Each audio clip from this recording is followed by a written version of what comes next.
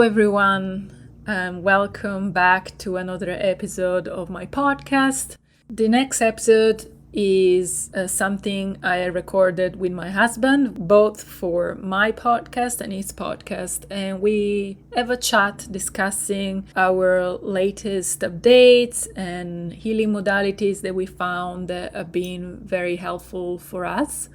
And so I hope you enjoy and let us know if you have any questions, as always. Welcome to our podcast. I guess we might post this on both. Yeah. Mystics and Muons and Stories of Awakening. It's been a while since either of us podcasted. And so we thought we'd get on and talk about the stuff that Vale's been learning and practicing, and kind of blends both of our interests on somatic nervous system regulation and relationships and spirituality and philosophy.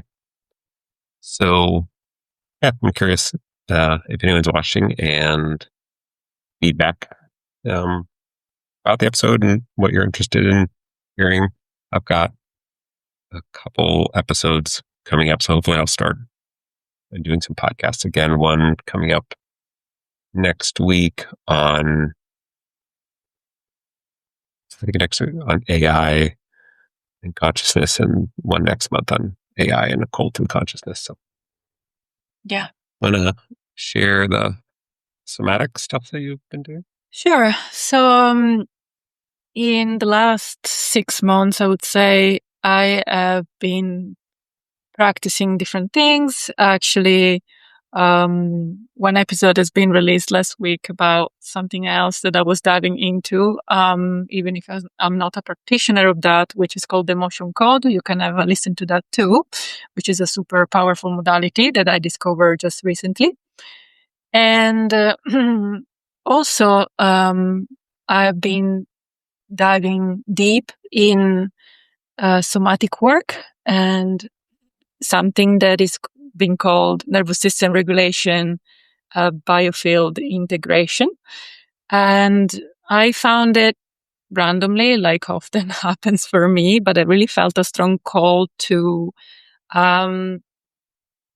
practice it and receive the healing of this modality. And my teacher, which is called Gabriel, he is from South Africa, and he lived with tribes in Africa and also in South America. And what he realized is he basically was learning a lot about the way they live, and he was comparing a lot about those traditional ways of living in the Western society and how we live. And one thing that he said when he was basically describing this work that I always repeat every time that I try to explain this work to other people is that when he was in living with this tribe in Africa,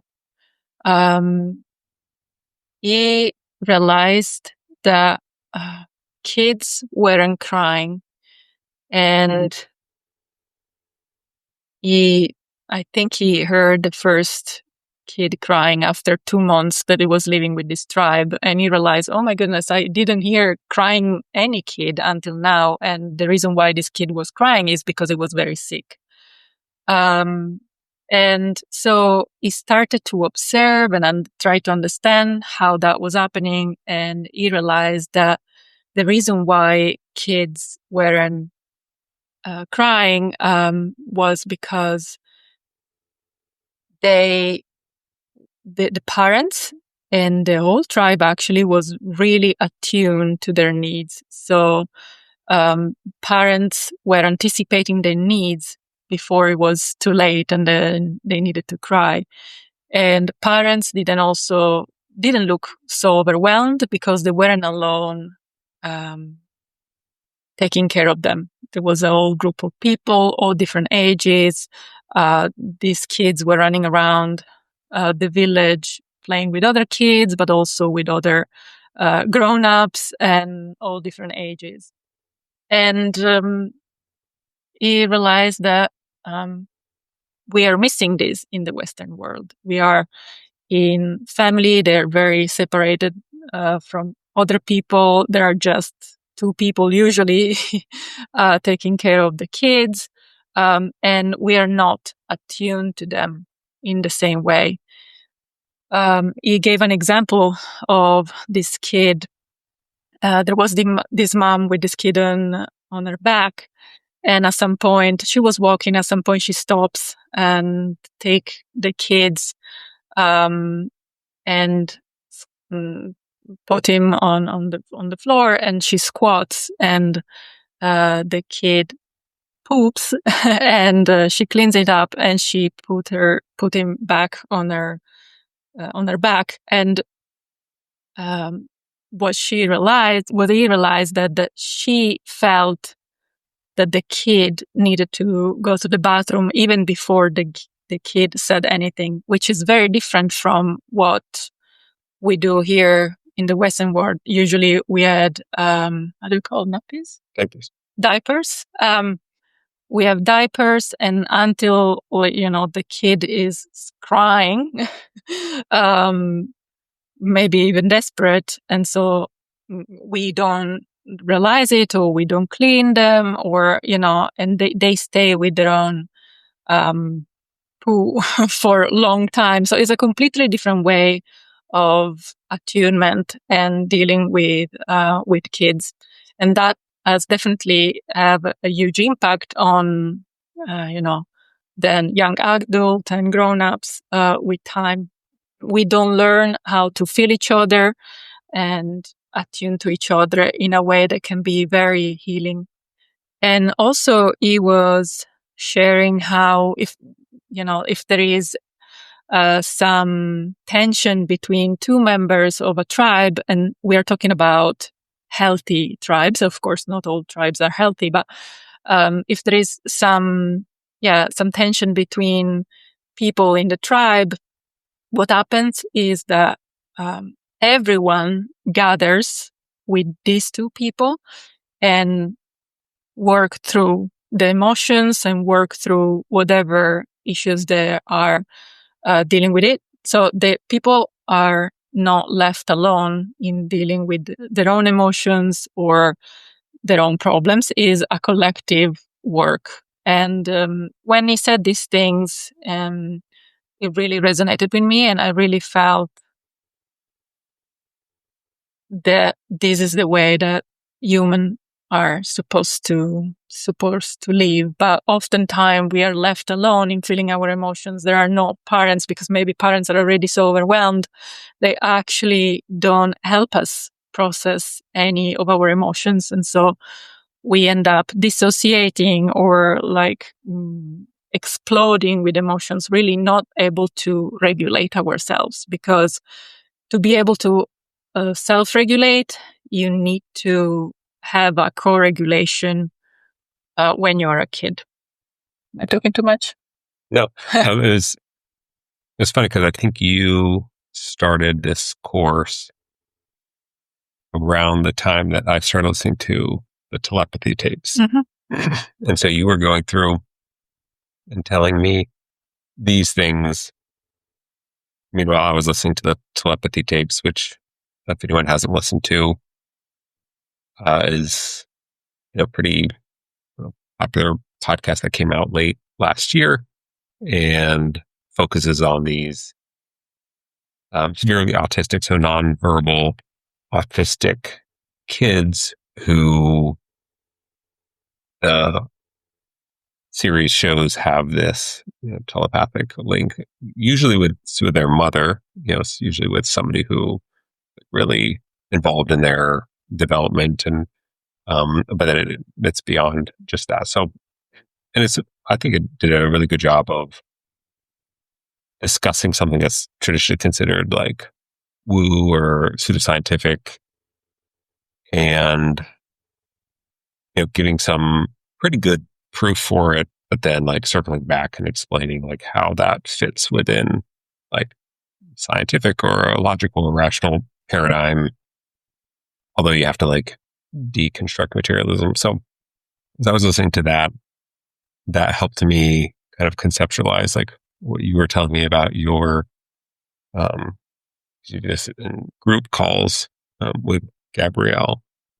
And I guess it's, for me, I think it's helpful to think about like how the nervous system trains itself, which is very similar to like AI training itself. But like when you're born as a baby, I think it's helpful just to view like, this like miasmus of information, sensory input, lights, sounds, colors, temperature. But you haven't like bundled any of those together. You don't know that, oh, this is vision versus this is smelling versus this is touch and proprioception. And so you just got this like massive overload of sensory information, and your nervous system develops by recognizing patterns along the way. Like, okay, these things are associated together. And like when this person, you first bundle it up by like vision, hearing, like the different senses, but then eventually you know when that like blob comes near you, that then you get fed milk and then you feel better. Well, I guess first notice that there's this like sensation that you have that you don't like, and then you cry, and then you it's not conscious, but you recognize that certain patterns happen and they repeat, and you can bundle things together, both senses as well as people and objects. And I think, at least for me, what happened is, when I view space-time, like three-dimensional space-time, as just a lens that we filter the universe, the one reality through. And in my development, and a lot of people, and I think particularly in the Western world, those information, those patterns that we weren't able to predictably recognize, as well as that they weren't useful for us to get our needs met, we just kind of discarded them and focused our attention on the things like thinking or vision that helped. And so I think the way I conceptualize it is, you guys are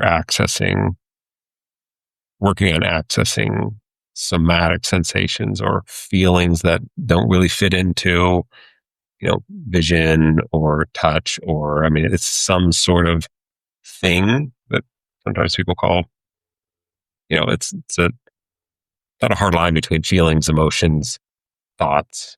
But yeah, and then you're learning to recognize them, but then also the connectedness between people within a group. Mm. Yeah. So how my teacher explained it was, there are, so the work that we do is really somatic. So we start really with feeling the sensations in the body. And he says that a group of sensations in the body, is categorized by emotions, with emotions, that it becomes an emotion. And then an emotion can create a thought. Yeah, it's all interconnected. It can also go on the other way, from a thought to an emotion to the sensations. But so it's a group work, and I think it's more powerful in groups. And I think that's what is really important to do at this time. I think in history, it's really learning how to feel each other again, and really realize that we are not alone in feeling whatever we are feeling. And this also really helps develop a lot of empathy for other people. Is really the most impactful work that I've done so far. And especially for empaths or highly sensitive people, this is something that probably they have done all their life, but they didn't have a name for it, or they don't have control over it. And I am an HSP, an highly sensitive person. And so growing up in my family, that it wasn't super safe, what I did was trying to basically predict and sense any little change in my environment in terms of emotions. So if I could perceive that someone was getting angry or upset or whatever it was, I was just trying to either calm the person down, please the person, or like remove myself from the situation. But usually, I was trying to really attune to the person and try to calm the person down. So for me, it was a survival mechanism. Um, and the problem with that growing up, you start to think that you need to process everyone's emotions, so you need to calm everyone's down. And you don't have much control over it. I really realized with this work that sometimes I was entering a room and I was completely dissolving. I wasn't actually feeling any of the stuff that were going in with internally for me, but I was actually starting to feel the vibe of the place. And it can be useful, reading the room. That's what it means. But if you don't have control over it, you start to feel emotions. You don't know how to manage them, and it's just you tend to avoid then crowded places or things like that.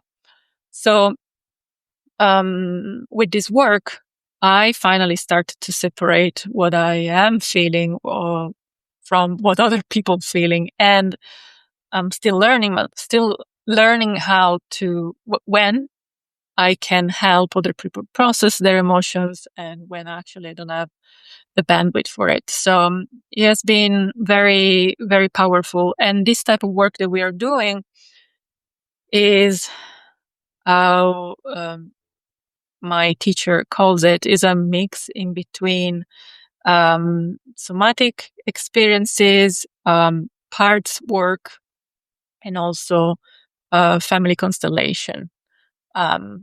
So you can really see if it's a group of people, it becomes a constellation. It becomes every person in the group takes on a role.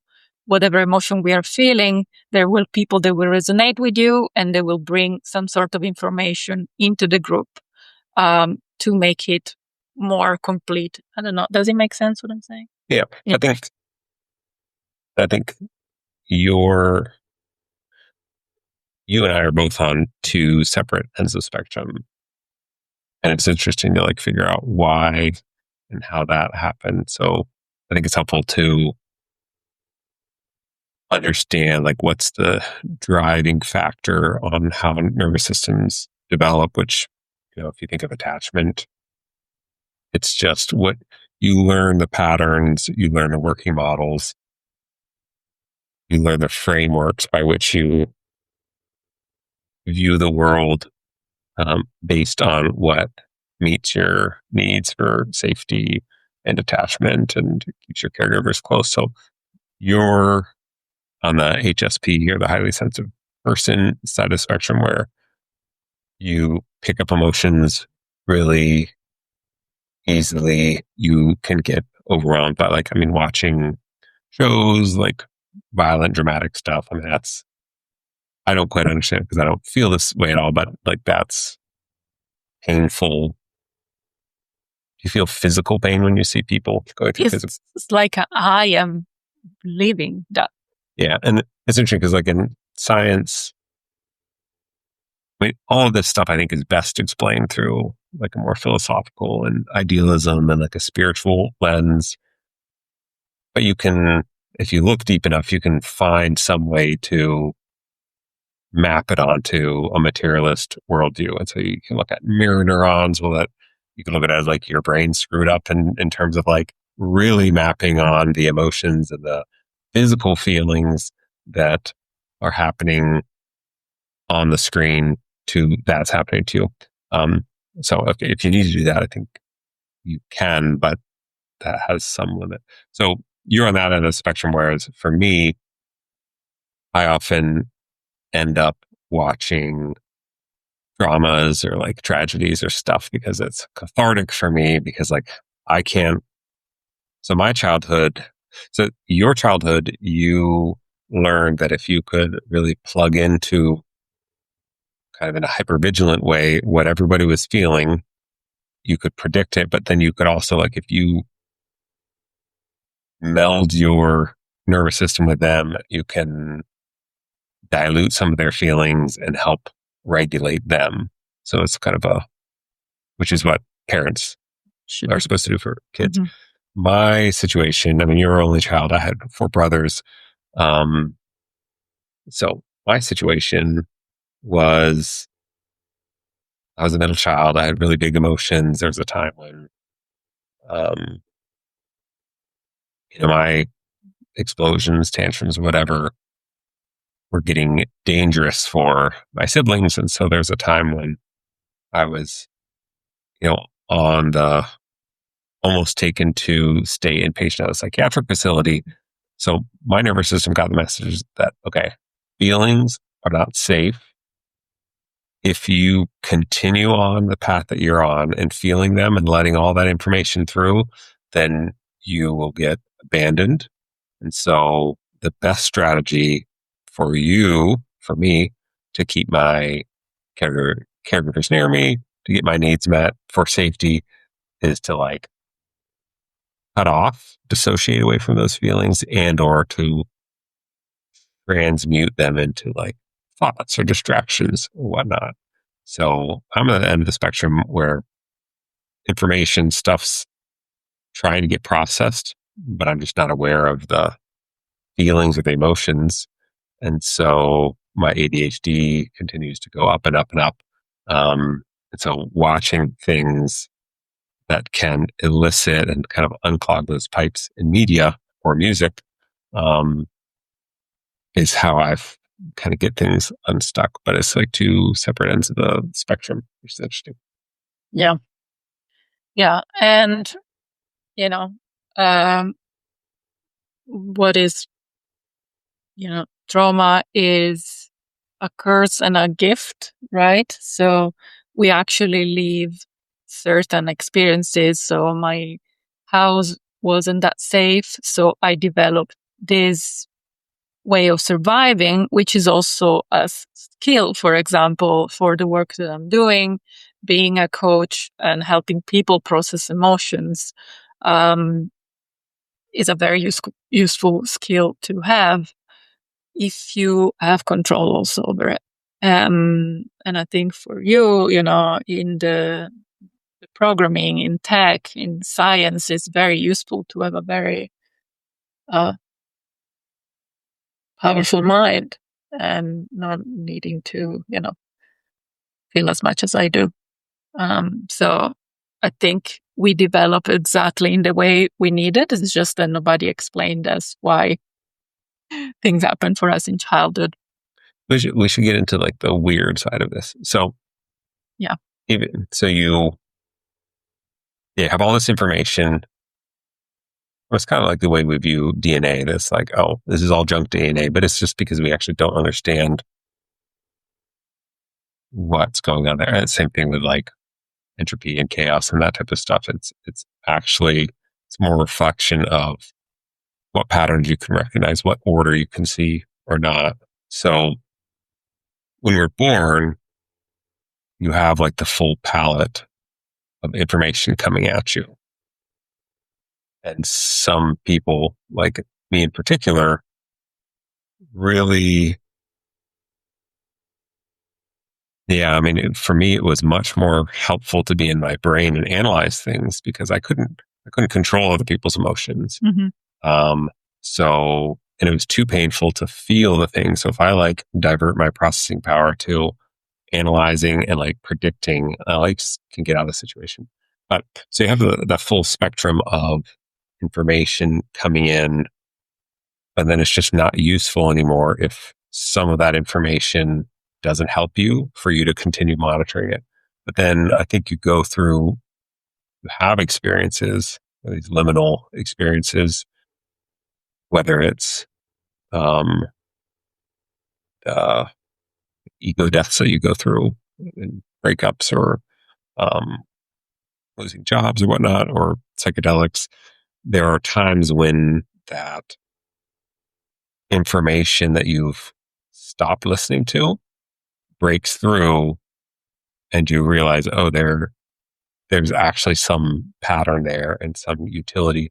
So for me, I was going through divorce and moving and changing jobs, and I was going through this fairly bizarre Kundalini awakening. And I remember when I went to this meditation retreat, and I had just met you, I think a couple of weeks before, and I was feeling all these things, sensations of my body, like during this Kundalini awakening process that I hadn't felt before. And so, like, yeah, that floodgate was open of these things that I had shut off. And I remember during one of those meditation sessions, like an hour or two long session, one of the feelings that I had started feeling during this Kundalini awakening, just sort of similar to like going down a roller coaster or like going over a bump in a car, that kind of feeling. Emptiness. I feel like emptiness. Well, it's more like excitement, Yeah. or like a little bit of bliss, joy, or something. Yeah. So I felt that, but it was like stronger than normal during one of these meditation sessions. And I remember thinking that was odd, and I don't know why I thought to, but it was odd enough for me to like look at the clock and note when it happened. And that it happened it happened 2 or 3 times during that hour to 2 hour meditation session. And then I went over my phone afterwards and saw that it was exactly lined up to to the minute of when you were texting me. I had some experiences like that during that week, and then it largely went away. But when I hear you talk about the sessions that you have, so obviously you were thinking about me, and there's some like energetic or whatnot connection, and I was operating in a way that I could feel those things and recognize somewhat of a pattern, but not enough that I was able to train it. But what you talk about, like, so you have these sessions, and you feel things, and I guess the telepathic or the nonverbal communication side of things. Yeah. For some reason, telepathic to me is just more mind stuff. Here is more body stuff. But yeah, it's similar. So in our groups, usually, our teacher will talk about a subject, and he will create some trigger. These are online, yeah.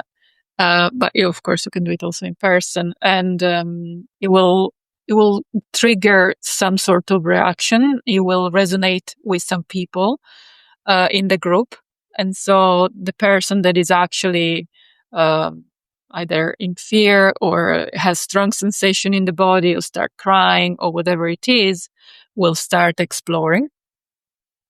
And what is for me was really mind blowing is realizing that, for example, I feel a strong pressure on my chest. Many other people will feel that sensation in their body at the same time. And it happened when other people were exploring, and actually I was feeling in my body exactly the same sensation, a very similar sensation. Or what happened also is that because it's a constellation, is actually one person is feeling super joyful and the other person also super sad. So there is also the opposite. But all the people that resonate with a specific subject or specific emotion will have some sensations in their body, and each of the people will actually play a role in moving through that specific issue or emotion.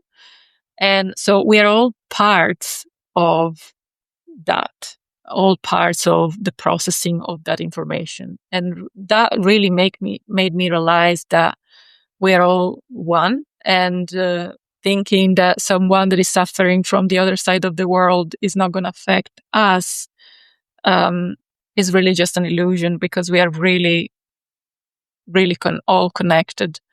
And what we do in these groups is, if someone, for example, was abandoned when he was a kid, he didn't have the care that he needed, it means that he's missing some information in his biology. And that means also that he will always feeling like he's missing something throughout his life. And he will always very, very easily this feeling of abandonment will be triggered in him or her. And then with this work, since it's a group work, there are all these people that are bringing different information from their lived experience about the specific subject. And so is gonna basically integrate in the biofield, which some people might call aura, but I know there is a lot of stigma around this name, but in the biofield of the person and the group. So you become more whole, and the information that you should have received as a kid, you receive it now. And so you don't have to feel or get triggered every time that a specific thing happened, because it is reminding you of your childhood. Yeah, and kind of reminds me of a little bit of a tangent. I'll try to make it short. This idea of a dissociative identity disorder, but also dreams. So there's this study that showed that dissociative identity disorder, like multiple personality disorder, which is essentially like several different identities or egos or personas within one mind. And so there's a study that showed that if you asked somebody with DID to recall their dream, at some percentage of the instances, you asked multiple different alter egos and they would all recall the same dream. They all experienced the same dream, but they were different characters in the same dream. And so if you think about that, which I think is like one of the most helpful models for reality, this idea of a dream, of like, we're all experiencing the mind, the universe, the one, from different perspectives. And we're separate individuals in some sense, but at the same time, there's no separation. You consider that dream, like each of those would have a different rendering of reality, depending on if one of those alter egos believed in magic and supernatural stuff. Like they would be experiencing that in the dream, whereas the other person that they were like interacting with, if they were a skeptical, atheist, like all of that would be filtered out or rendered in ways that they would say, no, that didn't happen. It was this or that. And so, but at some sense, at some level, both of those alters do have some connection to everything that's going on. And so it's the same way with like these somatic experiences and emotions. And I had this neat experience a few weeks ago where our 8-year-old had been, upset, kind of seemed like he was acting out about things. And I had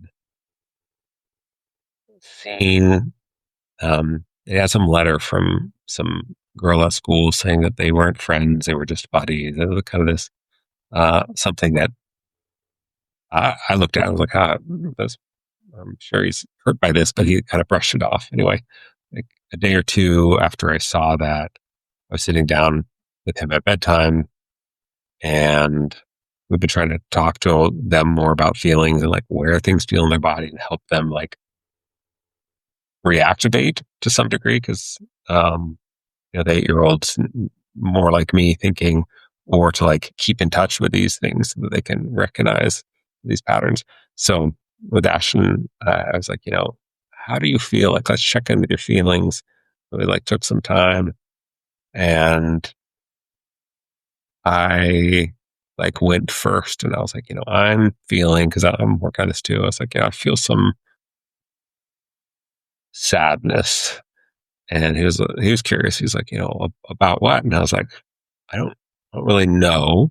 'Cause I think that's one of the things too, is like, you don't have to necessarily have a story for it. Mm-hmm.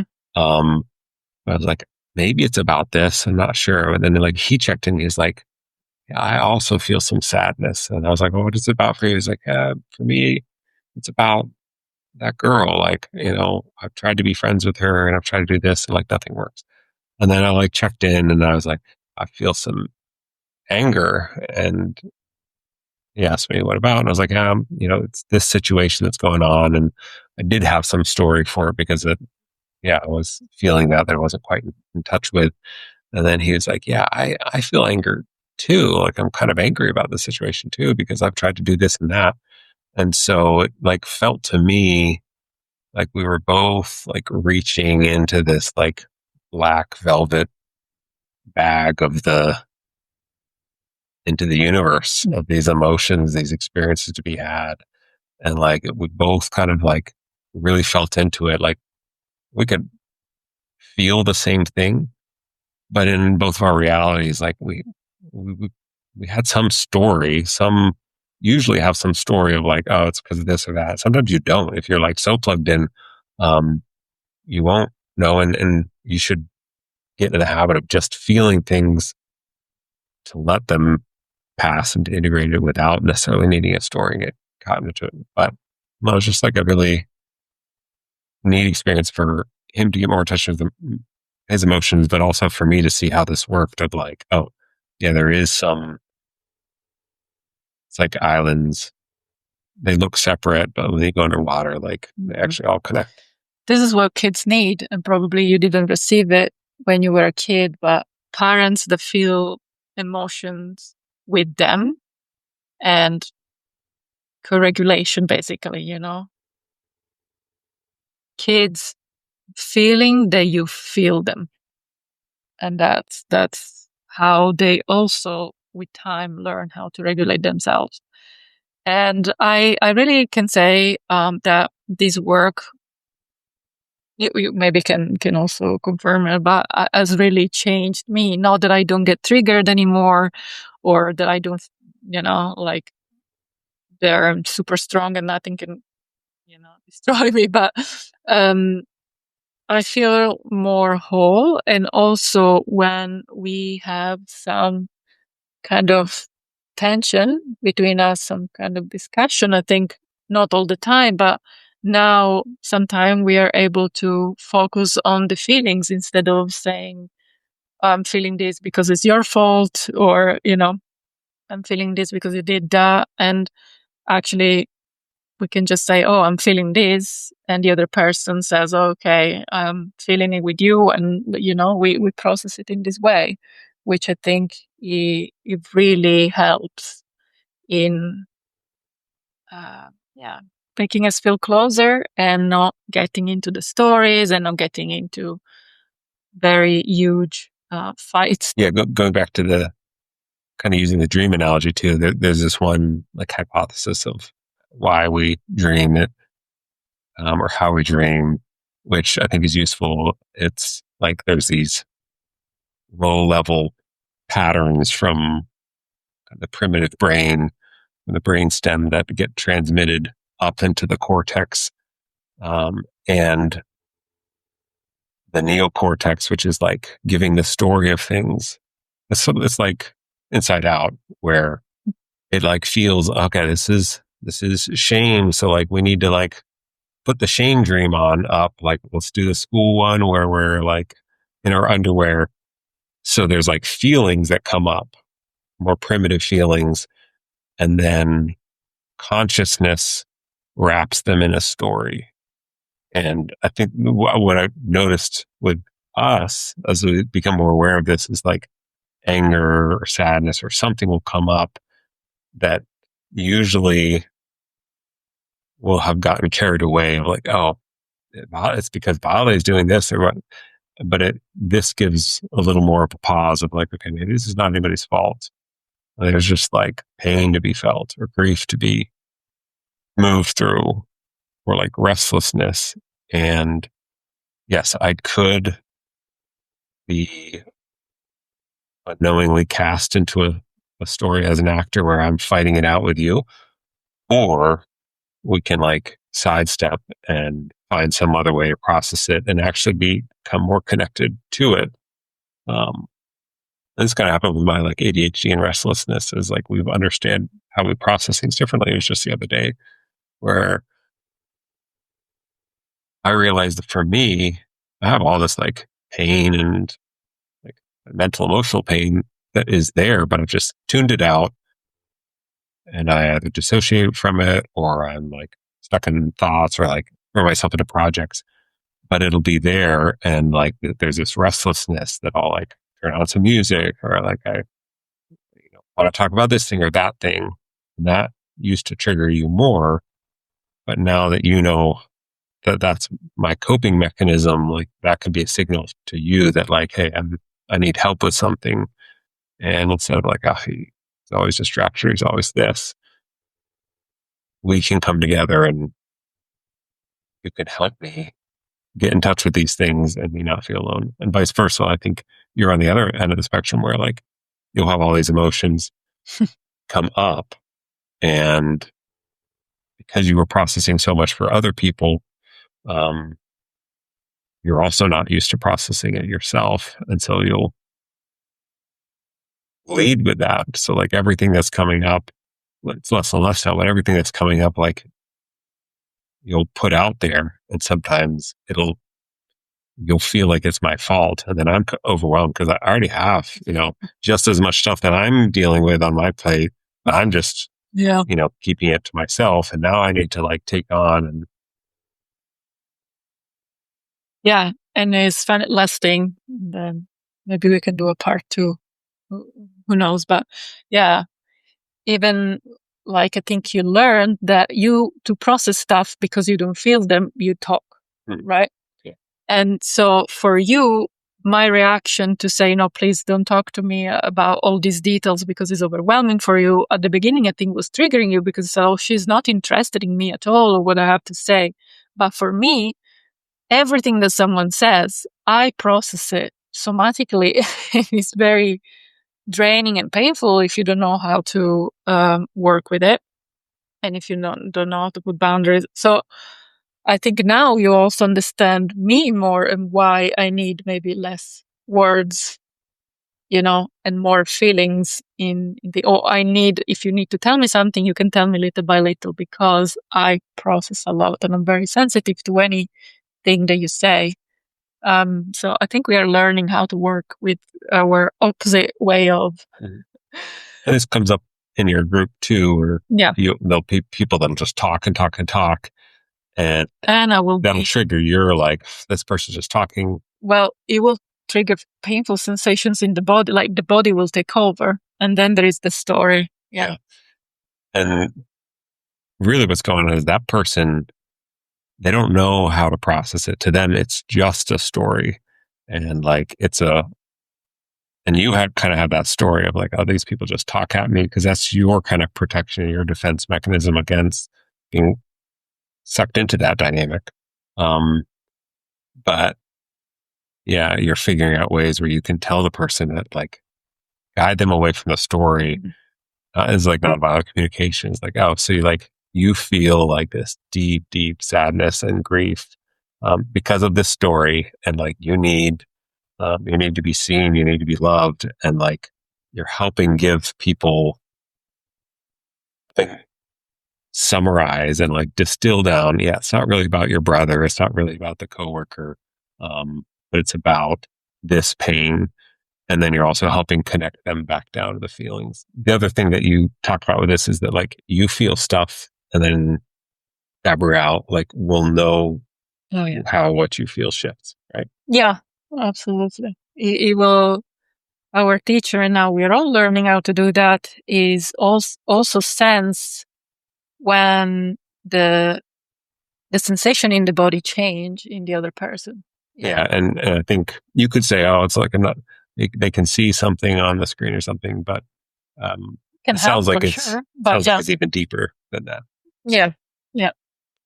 Anyway, I guess we can put his links to more about him, but this is just what we have been up to is somatic nervous system stuff and kind of integrating our interests and using it to heal and grow. And so, Yeah.